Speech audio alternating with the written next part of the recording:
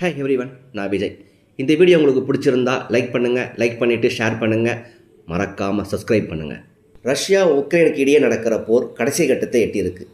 ஜனவரி மாதம் 20ஆம் தேதிக்குள்ளே அடுத்த சீஸ்ஃபயர் வரதுக்குள்ளே ரஷ்யா எந்த அளவுக்கு உக்ரைன் பகுதியில் கைப்பற்றியிருக்கோ அது வரைக்கும் ரஷ்யாவுக்கு சொந்தமாகலாம். அதை தாண்டி ரஷ்யாவுடனான ஆயுதம் தாங்கும் தாக்குதலை எதிர்கொள்ள முக்கிய பாதுகாப்பு ஒப்பந்தத்தை வடகொரியா அங்கீகரித்துள்ளது.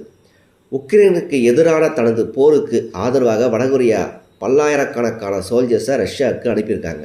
ரஷ்யா வடகொரியாவுக்கு இடையே அதிகரித்து வரும் இராணுவ ஒத்துழைப்பை பற்றி சர்வதேச விமர்சனங்களுக்கு மத்தியில் இந்த அறிக்கை வந்திருக்கு. டொனால்ட் ட்ரம்ப் தனது தேர்தல் வெற்றிக்கு பிறகு முதல் முறையாக புதின்கிட்ட பேசிகிட்டு இருக்காரு ஞாயிற்றுக்கிழமை அன்னைக்கு. தயவுசெய்து போரை நிறுத்தத்துக்கு ட்ரை பண்ணுங்க அப்படின்னு. ஆனால் ரஷ்யாவும் உக்ரைனும் இந்த 2 நாளும் ஒரே நைட்டில் ஒருவர் ட்ரோன் மூலமாக தாக்கிட்டு இருக்காங்க. ரஷ்யாவை போரை நிறுத்த சொல்லிட்டு உக்ரைனுக்கு ஆயுதத்தை கொடுத்தா போர் எப்படி முடிவுக்கு வரும்? சிரியா அதிபர் பஷர் அல் அசாத் உக்ரைனை பற்றி ஒன்று சொல்லியிருக்கார். உக்ரைன் தீவிரவாதிகளுடன் சேர்ந்து கொண்டு ரஷ்யாவிற்கு எதிராக போர் செய்ய விரும்புகிறாங்க. அதனால தான் உக்ரைன் தீவிரவாதிகளுடன் பயிற்சி எடுத்துக்கொண்டு வருகிறாங்க. இன்று ரஷ்யா மிகப்பெரிய தாக்குதலை மேற்கொண்டது உக்ரைனில் இருக்கும் டோனஸ்க் ரீஜனில் இருக்கிற டேமில். அந்த டேம் அதிகமாக சேதமாக இருக்கிறதுனால அதன் நீர்மட்டம் அதிகமாகி மக்களை பாதிக்கிற அளவுக்கு வந்துடுச்சு. அங்கே இருக்கிற மக்கள் எல்லாம் வெளியேற்றிட்டாங்க. ஆனால் எவ்வளோ பாதிப்பு இருக்குன்னு இன்னும் உக்ரைன் அதிகாரிகள் வெளியே சொல்லலை. இஸ்ரேல் பல்முனை தாக்குதல் நடத்திட்டு இருக்காங்க.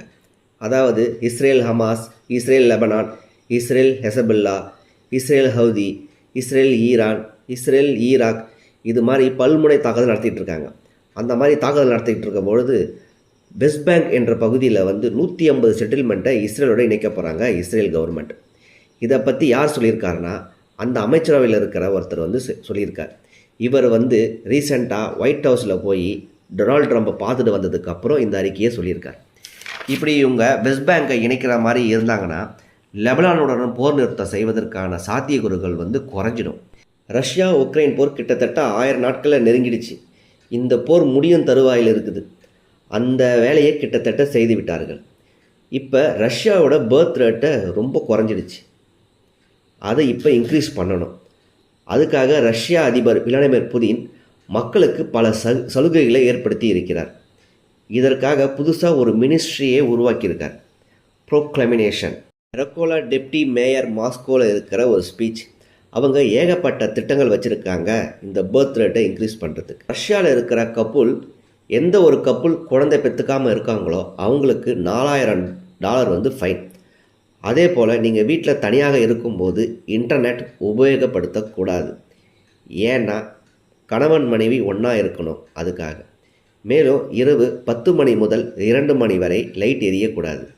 எதற்காக இந்த மாதிரி என்றால் கப்புள் ஒன்றா இருக்கிற சந்தர்ப்பத்தை கவர்மெண்ட்டை ஏற்படுத்தி தருது. எதுக்குன்னா குழந்தை பர்த் ரேட் இன்க்ரீஸ் பண்ணுறதுக்கு.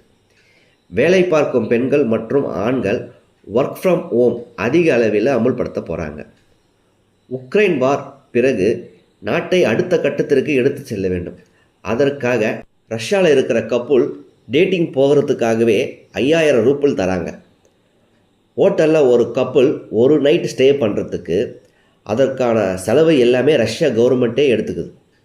பர்த் ரேட்டை இன்க்ரீஸ் பண்ண வாய்ப்பை கவர்மெண்ட் ஏற்படுத்தி தருகிறது. மக்கள் தொகை பெருக்க வேண்டும் என்று தொலைதூர சிந்தனையில் புதின் இருக்கிறார்.